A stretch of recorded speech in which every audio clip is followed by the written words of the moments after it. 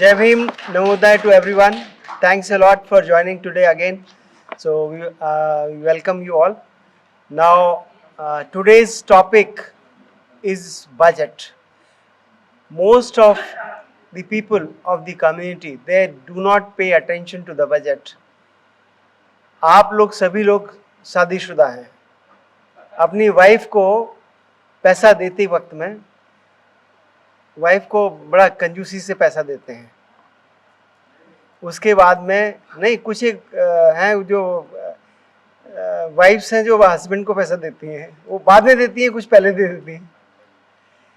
तो जो आज की जो गृहिणी है, अगर वो उसको उसी दिए हुए बजट में खर्चा करना है तो वो बड़ी प्लानिंग करती है कि किस तरीके से कितना रुपया चाहिए उसको इस घर को चलाने के लिए और किस मद में कितना, किस किस हेड में कितना कितना खर्च करे. इसी तरीके से जो बजट की प्रक्रिया है वो सरकार भी करती है और वो एक छोटी से छोटी यूनिट इकाई से शुरू होके एक जिले से स्टार्ट होके स्टेट में जाती है, स्टेट से जाके वो केंद्र में कंपाइल होती है और उसमें हर यूनिट अपना एक डिमांड देती है. डिमांड फॉर ग्रांट के तौर पर एक रिक्वायरमेंट देती है कि हमें इस साल, पिछली साल इतना बजट खर्च किया था, इस साल हमको इतना बजट चाहिए. तो उस बजट के स्टेट में 4 कॉलम होते हैं. पिछली साल हमने कितना खर्च किया, पिछली साल का कितना अलोकेशन था और पिछली साल कितना रिवाइज्ड एस्टीमेट था और इस साल हमको कितना चाहिए. तो 4 कॉलम होते हैं. तो इसमें जो आपको पहला कॉलम दिख रहा है, पहला कॉलम आपको डिमांड हेड है, उसमें ही दिखाया गया है. आप पहली स्क्रीन पर ही रखें. अब जो डिमांड आई है उसमें 1978 में, 1975 और 1978 में पिछली सरकारों ने डिसीजन लिया कि देश में इंक्लूसिव ग्रोथ के लिए ट्राइबल सब प्लान और उसके बाद में SC SP आया, SC सब प्लान, ये 1978 में आया. और सरकारों को ये एक गाइडलाइंस इशू की कि हर सरकार अपना जितना भी बजट खर्च करती है उसके तहत सरकार हर समाज के प्रति, जो SC ST समाज के प्रति है, उसके लिए बजट अलोकेट करे, रेजोल्यूशन पास करे. तो कुछ स्टेट्स ने रेजोल्यूशन पास किया और बजट का अलोकेशन शुरू किया. अब इसमें हमें देखने की बात है कि हमारा हिस्सा कितना. अगर हमारी संख्या 15% इनके सेंसस के हिसाब से, 2011 के सेंसस के हिसाब से 16.6% SC की है, तो 16.6% SC के लिए बजट एलोकेट होना चाहिए. इसी तरीके से जो ST की है संख्या, तो अगर वो 8.6% थी सेंसस के हिसाब से, तो उतना बजट एलोकेट होना चाहिए. अगर वो भी नहीं मानो, जो ऑलरेडी सरकारी प्रमोशन और सब जगह सरकारी आदेशों के अनुसार अगर 15% और 7.5% का जो परसेंटेज निर्धारित किया है, कम से कम उतना करें. लेकिन देखा गया है कि बजटरी एलोकेशन के टाइम में ये संख्या को माना नहीं जाता. पिछली साल का, इसी साल का बजट जो 50,68,000 करोड़ था, पर 50,65,000 करोड़ था, तो उसमें से कितना बजट हमारे लिए एलोकेट होना चाहिए, 15%, तो 7.5 करोड़ होना चाहिए. अगर 7.5 करोड़ नहीं है, इन्होंने पिछली जी 7,500 करोड़ नहीं, 7.5 लाख करोड़, 7.5 लाख करोड़ होना चाहिए. अगर उतना नहीं है ये कई बार कहते हैं कि ये हमारा, हमें तो लोन की देनदारी है, तो लोन की देनदारी करीब 12.5 लाख करोड़, तो उसको घटा दीजिए।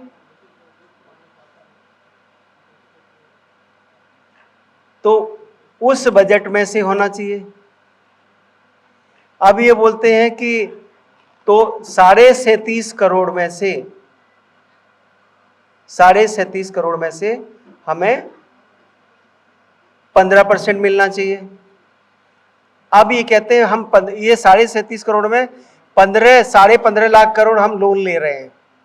अरे भाई, लोन ले रहे हो तो लोन भी तो हम भी तो उसके, क्योंकि हर एक के ऊपर में वजन आएगा उसको, तो वो 15.5 लाख करोड़ में भी हमारी भी तो देनदारी बनती है। पूरे देश की देनदारी मतलब हर आदमी की देनदारी। मान लीजिए इनकी वो बात भी मान ली जाए, तो फिर अगर 12.5 लाख करोड़ और 15.5 लाख करोड़ को हटा दिया जाए तो बचता है 22 लाख करोड़। तो 22 लाख करोड़ में से ही दे दीजिए भाई 15%, तो कितना होता है? करीब 3.5 लाख करोड़। लेकिन हमें बजट कितना मिला? 1,65,000। तो आप देखिए किस तरीके से आपके साथ में भागीदारी नहीं हो रही है।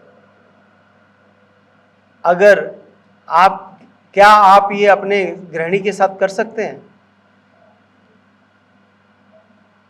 तो हमें हर हालत में इस वस्तु स्थिति को समझना चाहिए कि किस तरीके से बजट निर्धारित होता है और किस तरीके से पढ़ा जाता है। हमारे ज़्यादातर लोग बजट की प्रक्रिया को नहीं समझते हैं, ना समझना चाहते हैं। कई लोग बोलते हैं सर हमें तो मालूम ही नहीं ये कैसे होता है। जिस वक्त में हकमारी हो रही हो, अगर आपको न्याय नहीं मिल रहा हो या न्याय मिलना हो, आपका हस्बैंड वाइफ या जो परिवार में जो बजट एलोकेट प्रॉपर ना हो, तो शांति कायम नहीं रह सकती।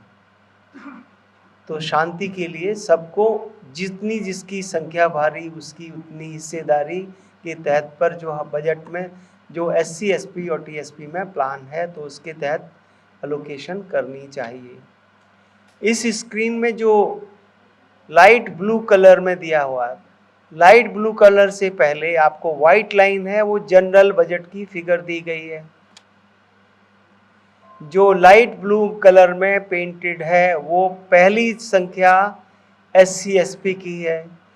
दूसरी, उसके बाद में वहाँ पर आपको एक्सप्लेनेशन दिया गया है कि कितना बजट निर्धारित किया गया है और कितना होना चाहिए।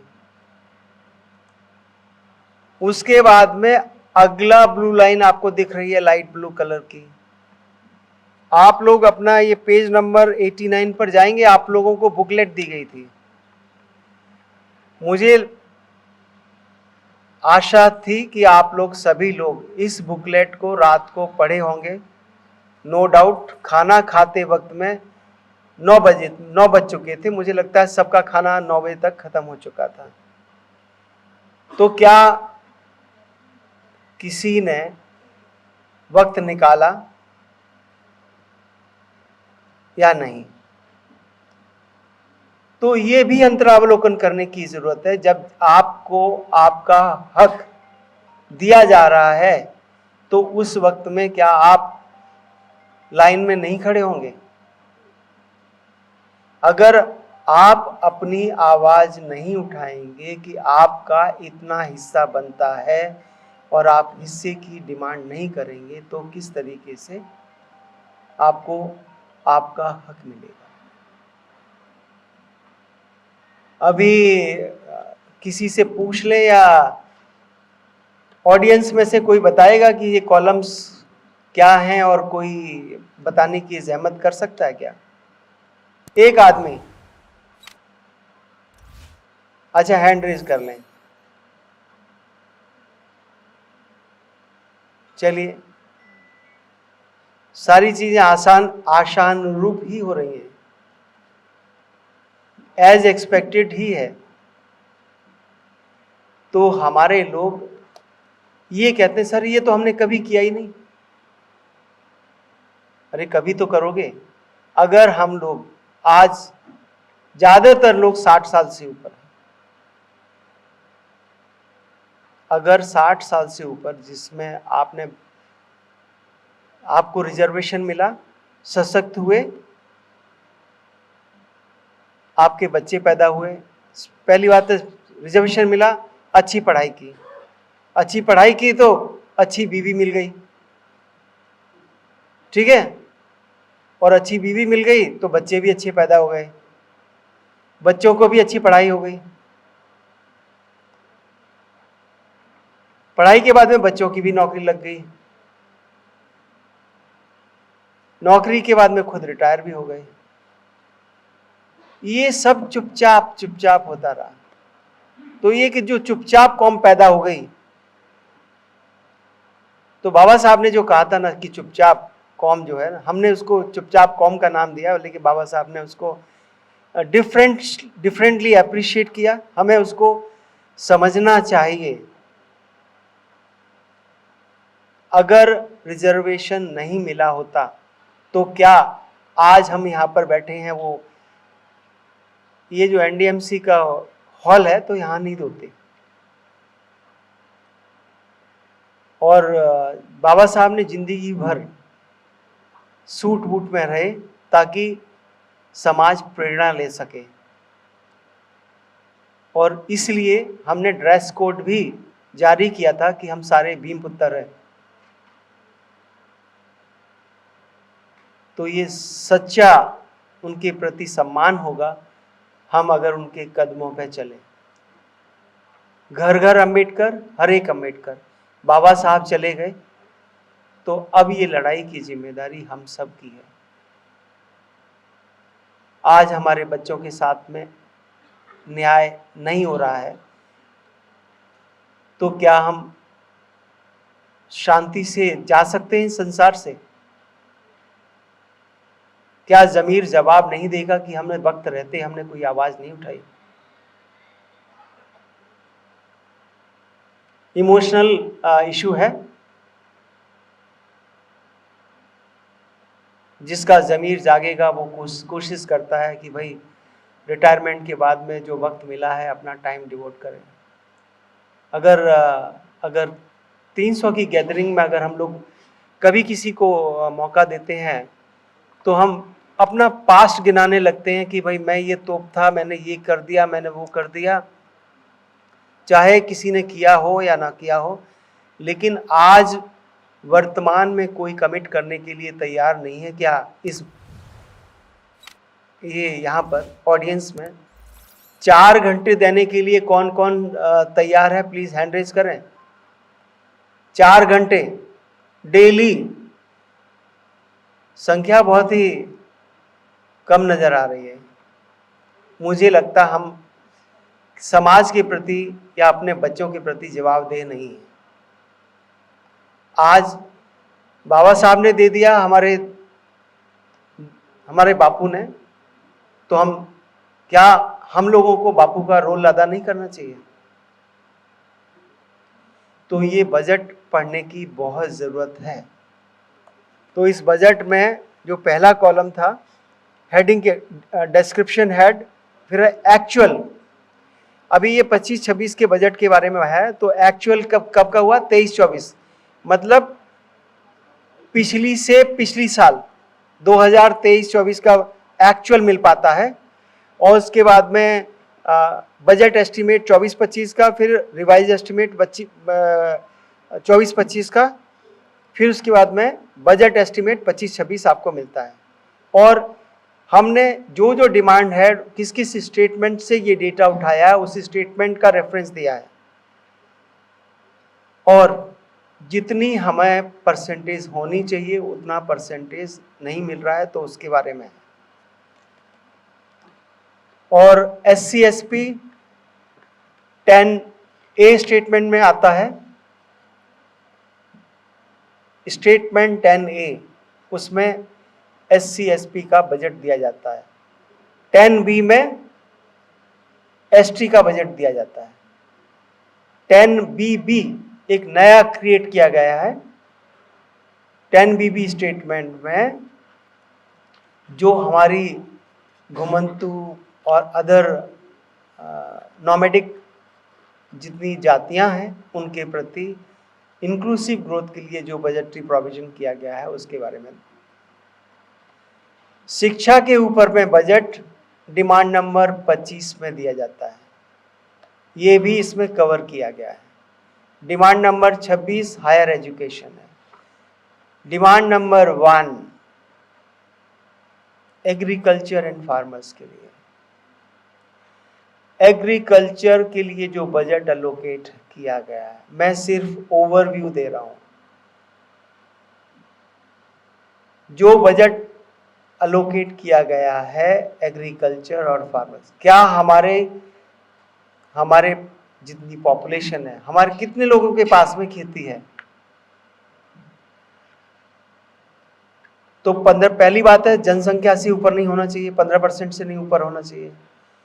दूसरी बात है जो सरकारी आंकड़ा बोलता है कि हमारे समाज के 10.2% लोगों के पास में भूमि है, तो 10.2% से ज़्यादा बजट अलोकेट नहीं होना चाहिए।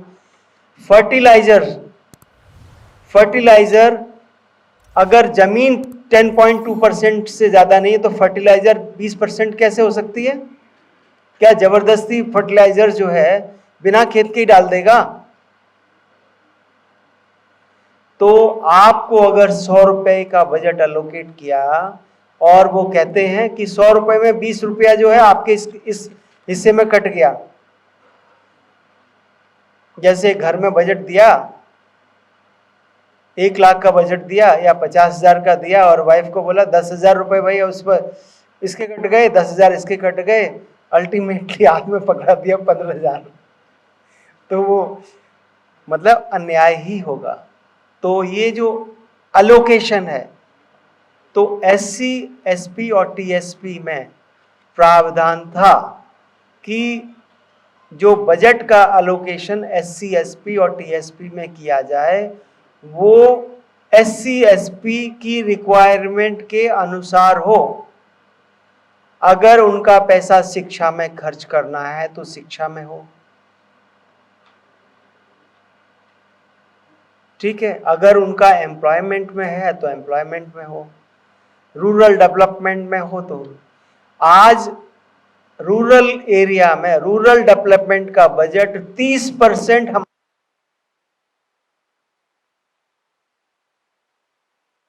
गांव में संख्या कितनी? 15 से 20%, 15%। लेकिन डेवलपमेंट का फंड आपसे 30% निकाल लिया, तो क्या इस पर आवाज उठानी चाहिए या नहीं? आपको आपके एरिया के रिप्रेजेंटेटिव को आपको अपना रिप्रेजेंटेशन देना चाहिए या नहीं? ये बहुत ही पर्टिनेंट क्वेश्चंस हैं। कुछ लोगों को लगता नींद आने लगी है रात, क्योंकि ऐसा है ना, हमारे लोग पढ़े लिखे लोगों जैसे कम काम करते हैं पढ़े लिखे हुए, क्योंकि जो चुपचाप कौम पैदा हो गई उसने कभी आवाज नहीं उठाई, और वो 60 से ऊपर 65 के ऊपर में जानते क्या करता है आजकल? आजकल क्या कर रहा है 60 से 65 से ऊपर वाला? सुबह उठेगा, बोले रिटायर हो गए, मॉर्निंग वॉक कुत्ते को घुमाने लेके जा रहा है, सब्जी खरीदेगा, विपश्यना करेगा, लेकिन वक्त नहीं निकालेगा। उसमें दो लोग हैं। कई लोग हैं कि जो पिट गए, बोले सर हमें कौन सा अधिकार था, मनुस्मृति के हिसाब से तो ये तो उनका अधिकार है, पीटते रहना, हम पिट गए, वो चुपचाप से उसने सहन कर लिया। जो सहनशील बन गए वो उनका जमीर जागा नहीं, उनको पीट दिया, उनके बच्चों को पीट दिया, कोई फर्क नहीं पड़ा। तो हमें ऐसे लोगों को जो आज 2 लाख 2.5 लाख की पेंशन ले रहे हैं और वो चुपचाप, ठीक है, समाज के साथ नहीं। इसमें एक तीसरा मुद्दा और है, आवाज कौन नहीं उठाता। ये बहुत बड़ा मुद्दा है। आवाज वो नहीं उठाता जो चर्चा का विषय नहीं बनना चाहता, क्योंकि उसने जॉब में रहते किसी की शागिर्दगी में भ्रष्टाचार किया, भ्रष्टाचारी बना, पैसा जमा किया और वो चर्चा का विषय नहीं बनना चाहता, क्योंकि उसके भ्रष्टाचार के ऊपर में चर्चा हो जाएगी। जो भ्रष्टाचारी है वो कभी आवाज नहीं उठाता। तो हमें उन लोगों को भी आइडेंटिफाई करके मोटिवेट करना है। वही भ्रष्टाचारी के तमगे से अगर बचना है तो आप मेन लाइन में आ जाओ। आज लोग मंदिर क्यों जाते हैं? सारे पापी सुबह ही सुबह जाके पहुंच जाते हैं, क्योंकि वो उनको एक क्लीन चिट मिल जाती है कि ये तो भाई बड़ा ही धार्मिक है, तो वो इसलिए नहीं करता। अभी बहुत सारे बजट के जो आप लोग पढ़ लें, एक तो स्कॉलरशिप क्यों नहीं मिल रही है, उसके इसमें एक इंस्ट्रूमेंट्स ऑफ इनजस्टिस के ऊपर में लिखा है। क्या आप लोगों ने पढ़ा कि इंस्ट्रूमेंट ऑफ इनजस्टिस किस तरीके से शिक्षा क्षेत्र में इंप्लीमेंट हो रहे हैं? इंस्ट्रूमेंट्स ऑफ इनजस्टिस किस तरीके से आपके बच्चे को स्कॉलरशिप नहीं दी जा रही है, उसके 7 काइंड्स और मोड्स दिए हैं। तो वो आपको पढ़ना चाहिए था। स्कूली शिक्षा में एडमिशन ना, रिप्रेजेंटेशन ना मिले उसके ऊपर में, आपको मेडिकल के ऊपर में भी हमने पढ़ा दिया। अब एक तीसरा मुद्दा जो आज तक मैंने अभी कल टच करने वाले थे, क्योंकि दूसरे वक्ता आ गए थे तो उसमें टाइम नहीं मिला। एक सर जिसको भी क्वेश्चन पूछना है प्लीज स्लिप भेज दे। उसमें एक क्वेश्चन है जो हमें सभी को, हम सभी लोग हैं 60 साल के आसपास हैं, हमारे बच्चों को नौकरी किसी को मिल गई, किसी को नहीं मिली और कुछ लाइन में है। आज एम्प्लॉयमेंट नोटिस निकल रहा है, हम लोगों को नौकरी क्यों मिली? क्योंकि हमें नोटिस, आराम से नोटिस पीरियड रहता था 3 महीने का। कोई गांव में हो तो वहां पर नोटिस पहुंच जाता था, रोजगार समाचार पहुंच जाता था और हम उसमें से देख के फॉर्म भर देते थे और उसके बाद में अप्लाई कर देते थे। तो उस टाइम में 90 डेज का पीरियड था। डीओपीटी की गाइडलाइंस है कि जिस भी डिपार्टमेंट में वैकेंसी है वो 21 दिन का नोटिस प्रसार भारती को देगा, ताकि ये department of advertisement and publication है उसको देगा और वो 21 दिन के नोटिस के बाद में वो पब्लिश करने का उसको अधिकार है। और पब्लिश का पीरियड, भरने का पीरियड 60 दिन दिया जाता था। तो वो 60 दिन का पीरियड आप याद रखिए, वो आज नहीं है, 13 से 14 दिन दिया जा रहा है। क्या जिस समाज की जनता 80% जनता गांव में रहती हो, हमारी 81% है जो जनता गांव में रहती है, उसमें से 40% लेबर है, बाकी मार्जिनल फार्मर्स हैं जो काम करते हैं। तो उन तक ये किस तरीके से पहुंचे इंफॉर्मेशन, 13 से 14 दिन पर का नोटिस दिया जा रहा है। तो इसके ऊपर में क्या हमें आवाज नहीं उठानी चाहिए? दूसरा ये था, जो एम्प्लॉयमेंट नोटिस जितने भी इशू हुए उसमें पहले एप्लीकेशन फी 0 लगती थी, आज एप्लीकेशन फी ली जा रही है। डीओपीटी सर्कुलर 2023-24 में रीट्रेट किया, उसके हिसाब से 85 का सर्कुलर वैलिड है और आज कोई फीस नहीं लेनी चाहिए। लेकिन हर डिपार्टमेंट में बैठा हुआ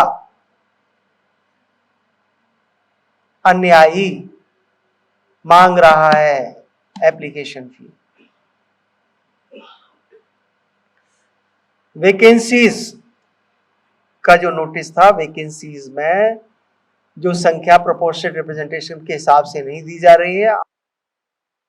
पोस्ट अगर 75 जिले हैं यूपी के और 75 इंजीनियर हर एक में चाहिए, तो आजकल जानते हैं एक एक इंजीनियर और एक एक कैडर की पोस्ट कर दी, जबकि उनको 75 के ऊपर में आपको प्रोपोर्शनल रिप्रेजेंटेशन देना चाहिए, लेकिन वो नहीं दिया जा रहा है। तो आप में से किसी ने क्या कोई लीगल नोटिस इश्यू किया? जिसने नहीं किया है,